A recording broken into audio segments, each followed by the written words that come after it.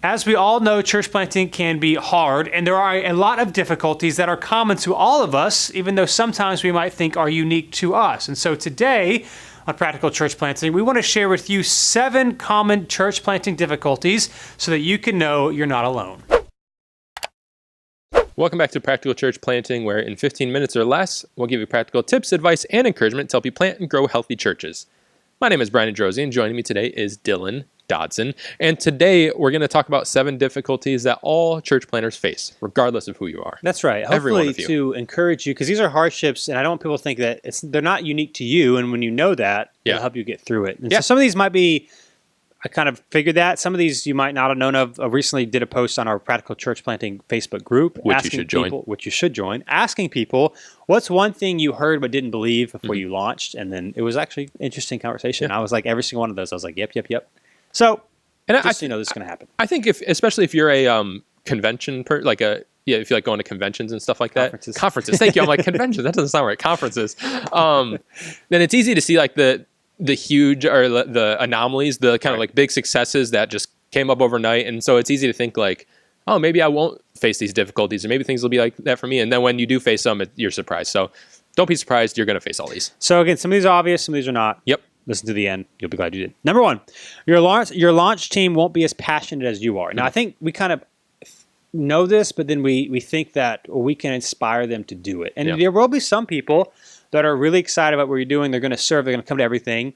There are going to be other people that won't. And you shouldn't.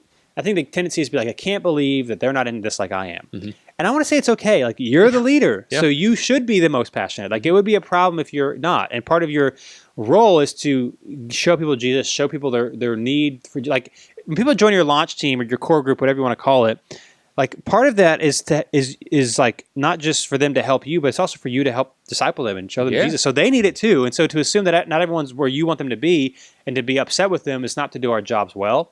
And so just know that you will have a few, but it's not necessarily everyone's fault. They got jobs that, like, this is your full-time thing, or what they got their own passions and dreams, and they could love Jesus and be mature followers of Jesus. Yeah. But they're not going to go and be at everything. And so just to remember that your launch team won't be as passionate as you are is important, because it's not necessarily a knock against you, although maybe sometimes you could be more inspiring and loving and get people on board. Like, there is obviously some of that's important, but sometimes it's just, that's how it is, and you got to be okay with it.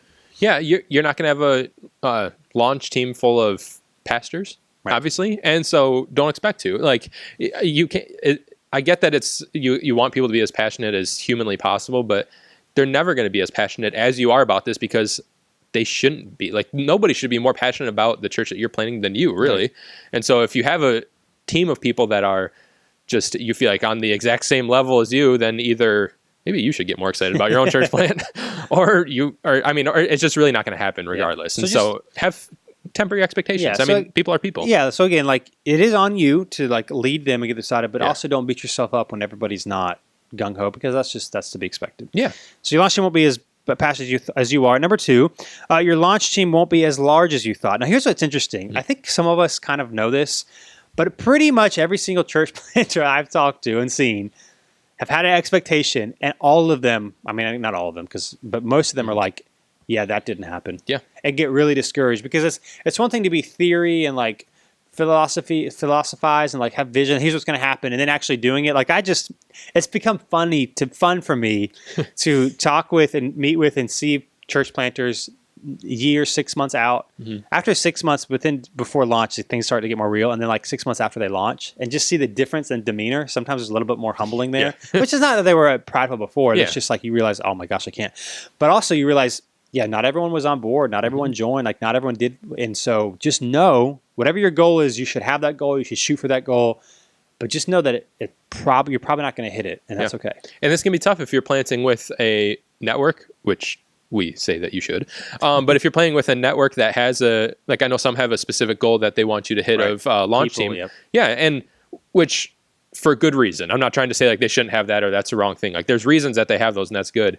But if you don't hit that, or if you're coming up short or don't feel like you're going to, it can be tough. It can be tough if you have that goal and you think that I'm not going to hit it. But just, same as the first one, temper your expectations. Things aren't going to be perfect, and that's okay. And have goals, want to reach people. Know that's not just indicative of you and your lack of leadership and your lack of faith. Like, It's just, in my opinion, especially in America, it's getting harder and harder to plant a church in the ways that we traditionally do it. And so just know that have goals, but you're probably not going to hit them. And not everything. In fact, probably most things are not just on you. Like a lot of it is just, it's the way that this is not, I mean, I know we talk like practically here, but a lot of it is just might be the way that God wants it to be. When it's Exponential, I think it was last time or time before, I was listening to one of the pastors who had one of those really big launches, and someone asked him like, how'd you get these numbers or whatever? And he straight up said, he's like, I don't know. He's like, is God's grace, but I don't have any other answer for you. And I know that's the most unhelpful thing, is basically what he said. But like, it's just the way, like, we can't control every number, and so don't think that you can. Yeah. So number 3, this is another one that might be obvious, but then people kind of, well, I'll say it and then I'll explain it. Yeah. Some people you expect to give financially won't. Now, I think you kind of, yeah, that might happen. There is not a single church planter I've talked to that does not have a story of being not necessarily like hurt by this person, but just like, I can't believe they didn't. Yeah. Like, you will have at least one person that you're like, they will definitely give, and they won't. Like, you'll have at least one, and just knowing that's going to happen, and like, you're not the exception. And so obviously, like, I would say, like, don't assume also when it comes to like, when we plant, we're gonna have the rest of this money. They're like, don't assume anything until you ask and see. But if you're banking on this person doing this, you're only going to set yourself up for failure because you have no idea. Yeah, and it's hard not to associate this with them believing in you or believing in what you're doing. Like, we raise support for a salary, and so we've faced this where we thought people, certain people would give and didn't, and then we're questioning like, well, do they disagree with what we're doing? And I imagine it'd be that much more with the church plan. Like, do they disagree with us even planning a church or not think we're equipped? When sometimes there may be issues going on that you don't know about. And so what I would say is try and focus on definitely try and focus on the people that are giving instead of the ones that aren't. Because what we found, instead of focusing on the negatives, when we focus on the positives, we've seen generosity like we could have never even imagined that we would have seen. But it'd be very easy for us to just sit and say like, wow, I can't believe this person didn't give. Instead of, wow, look at all these people who believe in what we're doing enough to give, Yeah. So again, my obvious, just know that will happen. It will happen. And number 4, this is the last of the ones that you might have heard before, or at least might be more obvious. Things are going to get crazy. Is that some people you expect to join your team won't. Just like giving, you have like, there's no way in the world that and then they won't. Like, it just, of course, and the opposite is true, people that you don't think will. But like, I think it's also like, if you're trying to decide, okay, here's why I think this is important to just be thinking about, because when you're deciding, okay, we're going to pursue this thing, if you start assuming, well, I know this person will join our team, I know this like, you should not do that. You cannot do that. You should be having these conversations, maybe before you even start telling people we're going to plant the church. Like, start having conversations with the people that you want to be on your team and ask them. Like, don't have them give you an answer right away, but like, hey, would you do this? Like, we're not like hypothetical, like, because everyone will do it hypothetically. Like, everyone will come to your church when you plant and actually do it. Yeah. Like, hey, we're actually considering this. We're looking to get a few people bought in before we kind of go public. We're like, here's our plan. You do not assume that certain people will join your team, even really close friends. Yeah. And some of it's bad reasons, some of it is really good reasons why they won't join your team. But have conversations before you start like counting your chickens, I guess, before they hatch. Yeah, even family. Family. I mean, like, and I think especially if you're maybe planting somewhere. Well, no, not if you're planting somewhere else, but if people know that you're going to be planting, you probably have a handful of people, maybe just family and close friends, that have been saying, like, I'll go once you plant. So, maybe a year out or something like that, and some of them won't. Like, it's just some of them won't, and it's gonna stink. Like, there's no way around it. It's gonna be a bummer when people that you planned and maybe even said, I'm gonna join, then back out. Because it's one thing if like people know you want to do it. Like, everyone has good intentions, and maybe they really want to, but they will not. Like, so you should. I'll let it say, like, just because someone told you a year ago, hey, when you plant, we're coming. Don't assume that's going to happen. You actually need to have a conversation and say, hey, we're actually doing this. Do you want to be a part? And I would say even having ongoing, like whether you're a year out or whatever, having kind of ongoing conversations, not in an overbearing way, but if they say, yes, I want to be a part of it, and then don't hear from you for a year, well, you can't blame them for not wanting to be a part of it. If you treat them, but if you're like cultivating that relationship, maybe doing some sort of discipleship with them in the process, or just something that at least where you're touching base, I think you'll have much more likelihood that they'll stick around with you. So that's good. Yeah. Number 5, another common difficulty is finding space is often harder than you think. I think on episode 100, we did an extended episode kind of sharing the story of New City Church, but it was funny in the Facebook group seeing other people post this as well. I assume we're in Raleigh, North Carolina, the South, like we'll be able to find a space, no problem. I remember even reading a blog about saying like, start praying now for a space, and like the list of things I was praying for, a space. I was like, that's not gonna be hard. It was one of the worst things ever. Now, long story short, go listen to an episode if you want to hear more of the story. We end up getting our own 24/7 space that we rent. Total God thing. It was awesome, but it was terrible. Pushed back our launch date. We didn't know we were gonna meet, and other people are saying the same thing because it's not just about like finding a space. It's also about finding a space that's in the area you want to be. But it's not even about finding just a space in the area you want to be, like a space that actually works. Like if you get a ginormous school auditorium, for example, even if you were to pipe and drape it, like it's still big. Yeah. And so there's a momentum and there's just an energy killer when you have this massive space and not a lot of people. Or if you have a space that only seats 20, I don't know, and then you run out of space. I mean, that opposite could be true. Although I'm much more err on the side of we might have a growth problem as opposed to no one will show up. Yeah. Because that's kind of our problem now. We're kind of out of space, but I think having this space has helped us get out of space. Yeah. But it's going to be hard. And so I would just, if I could go back, I'd do so many things different. That would be one of the biggest ones is from day one, every single day, be praying about a meeting space. Yeah, that's good. I don't really have much to add, but it's going to be tough. I think, especially if you're in a, maybe not a big city, but a more populated area, it might be easy to think like, it's going to be easy to go if we need to go portable. There's a bunch of schools around, or movie theaters. Those things. A lot of them allow churches now, but it's just no matter what. Roadblocks come up. I remember with previous church, I remember being one of the people that talked to some schools, and you'd think that they're in, and then they back out. Like there's all kinds of things that can happen, and so don't assume it's going to be easy. Yeah, and I guess I'm telling you the truth. There is the last chance right before we found this space. There was a school that we could have potentially used. Like they were okay with it, but it was just the part you'd have to walk, and they have to have trailers, so the kids would be far away, and you couldn't really. You have to walk down, which isn't a big deal. But if you're starting with 50 people, it looks like nobody's there. Yeah, and so it's not just about having a space, like just making sure it works. And so it will be probably harder than you think. I think we hear stories of like, well, this just happened, and we kind of feel like that's the norm. That is not the norm. Nope. So pray for a space. That's number 5. Number 6, that fundraising will keep you up at night. Often. Yes. I know that like we're supposed to trust God, and I guess there probably is an underlying like trust, and maybe there's a sinfulness there, but I just know that's impossible. Like it's just there is just like it's going to be hard. Like it's probably one of, if not the hardest thing about planning a church. And it doesn't really end. I've said in the past that some people say like church planting doesn't get easier; it just changes. I do think that's not completely true. I think the beginning years, especially if you're like, I don't even know if I'm gonna have any buy groceries next week. Like that matters. There's something extremely difficult about the beginning of the church plant that I think is not quite as hard once you get started. But it's still hard. Like even for us, like we're 150, 60-ish people now on the weekends. Like things are going well, whatever. It's changed from like, okay, am I going to have to find another job? / is New City going to close?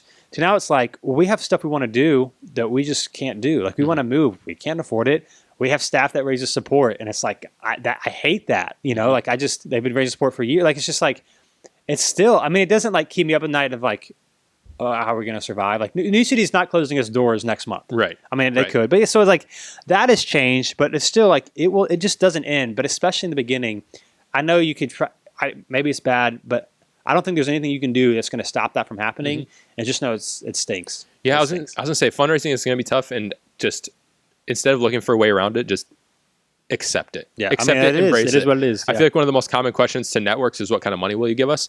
And which maybe that's a legitimate question, but like, regardless of if you get money from a network or if you have funding, you're going to have to raise support, or you're going to have to fundraise regardless. And so just, it comes with the territory. Just accept it, and it's going to stink, but it's for a time. And then hopefully it's not forever. And when it keeps you up at night, don't let it be because you're not actually asking people. In my experience, one of the reasons we've talked about this in one of the episodes, like church plants don't make it, is because the fundraising wasn't taken seriously until it was too late, until you actually like, I don't care what anyone says, I'll talk to anybody. But you got to have that attitude from the beginning. Yeah. But it's going to stink, and there's no way around it. Just know. I think we have fantasies of what church planning will be in our mind, and we just like, this is going to stink. Yeah. So not to discourage you, but it's going to happen no matter who you are. Yep.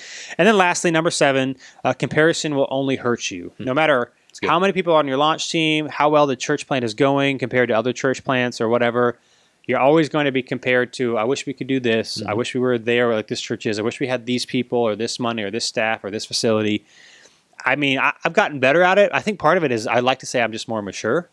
Maybe I am a little bit. Yeah. Part of it is like again, New City is not closing its doors next month. God willing, Yeah. like we were possibly in the beginning. So like I'm not like looking at all the church plants like how was, and I wasn't like comparing like in a bad way, like hoping we're beating them, but like okay, well they're 6 months in and they're here, and we're 6 months in and we're not here. Like what are we doing wrong? Yeah. It's just it's different context. I know we say this all the time, but it might even just be good like unfollow the like don't look at that stuff for a Yeah. while until you I don't know, maybe for an entire year. I don't know. Right. It's just you will never compare yourself in a good way. It'll always be like, oh, we're not where we need to be.